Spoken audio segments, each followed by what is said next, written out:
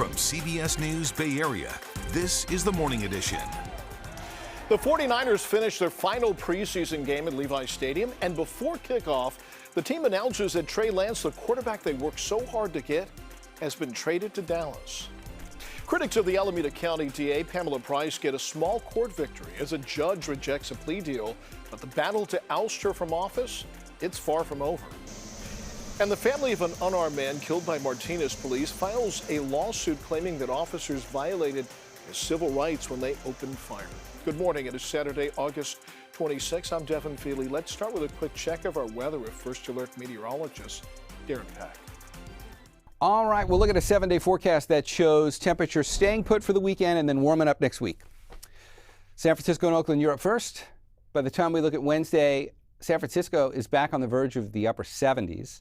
North Bay Valleys also show a warm up into the mid-90s by Wednesday of next week. It'll be right around 90 in San Jose by the time we get there. And when we look at the inland East Bay communities, your temperatures are back on the verge of 100 degrees once again by the time we get to the middle of next week. 49er fans have a lot to talk about this morning. That's because the man who was once seen as their long-term starting quarterback, the face of the franchise, has now been traded away. Now, the news broke right before the 49ers took the field last night for their final preseason game. Fans were out at Levi's Stadium last night as they look ahead to the regular season. And by that time, many had heard that Trey Lance, the Trey Lance experiment, is now officially over. He was traded on Friday to Dallas for a fourth-round draft pick next year. And while Lance heads to Texas, as Betty U reports, the faithful are looking to the future. The final preseason game at Levi's Stadium didn't go in the way of 49ers fans Friday night. Still, it didn't dampen their outlook for the season.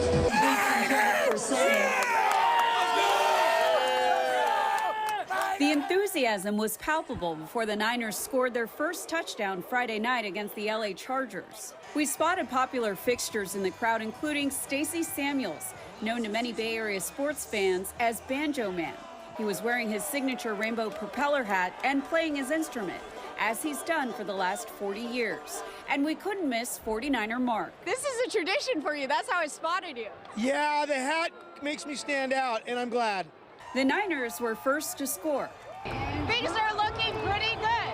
Yeah, no, so, I mean, obviously all our starters are really great, and I'm confident Bosa will be here. And the team is just really solid, and I think that Shanahan finally has the players that will execute the way he wants. One player making headlines Friday is Trey Lance, who made a splashy entrance. The quarterback has been traded to the Dallas Cowboys for the 2024 fourth-round pick.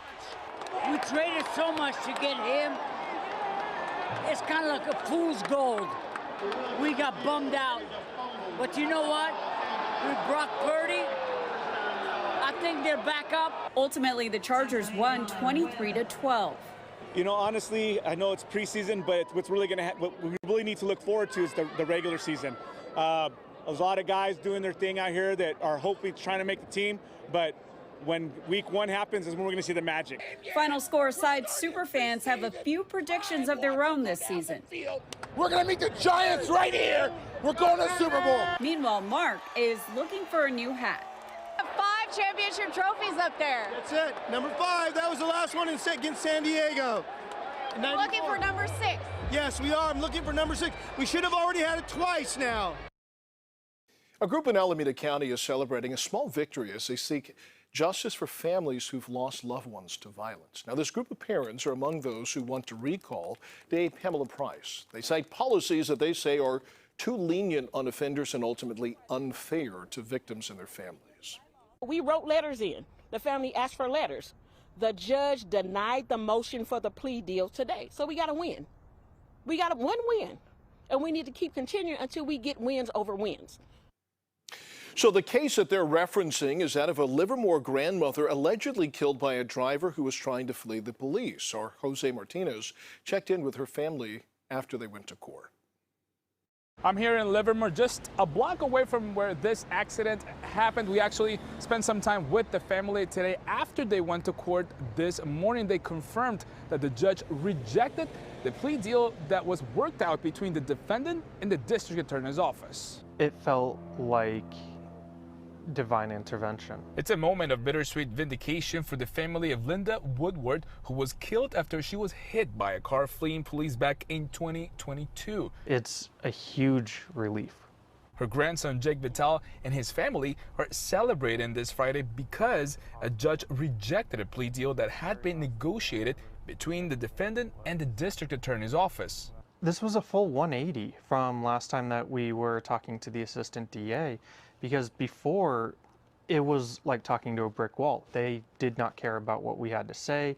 They were completely apathetic to our situation, and they were just going to push forward the plea deal whether we liked it or not. The plea deal, which many saw as lenient, would have resulted in a lesser sentence for the accused 20-year-old Sekou Brandon Jr. It would have put him out of prison in 2025.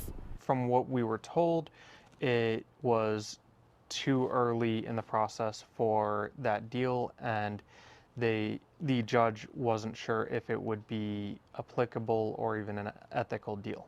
A decision that Stephanie Kleino, Linda's youngest daughter, says gives them hope that justice will actually be served after a painful journey. The whole process has been really hard. It's been, every, I would say, 3 to 4 weeks we were in court and needing to face the person that took our mom from us. So it hasn't been easy at all. And, I've wore her jacket, her writing jacket, in court every single day since the first court date, which was 3 days after she passed. Stephanie says that the fact that this plea deal was even part of the conversation shows a problem in the system. I feel like the district attorney overall has been really great with our family until this deal came about, and we were kind of blindsided by it, and quite frankly just thrown for a loop, and we weren't expecting it, and it was really devastating. So now we do definitely feel let down. It's a system that's very broken, way up the levels, and it's something that needs to be fixed, and we're hoping to be some part of that puzzle piece to get the system fixed. But while the case continues in court, these pictures of Linda are vital pieces for a family that continues to honor her life. And the family tells me they are ready to keep fighting to get justice for Linda, so they will be attending next court hearing at the end of September. Supporters of the recall held a rally on Friday at Lake Merritt. They claimed that Price's progressive policies simply are not working. Now, we have reached out repeatedly to Price's office and to her campaign for comment, but haven't heard back yet. She did post a comment on Facebook saying, quote, "I take my responsibilities as your district attorney very seriously." She went on to list what she's done in her 8 months in office. And she does plan to take questions from the public in person at a town hall this afternoon. It happens at Cornerstone Missionary Baptist Church. That's from 1 to 3 p.m. The family of an unarmed man who was shot and killed by Martinez police last week is filing a civil rights lawsuit against the police department.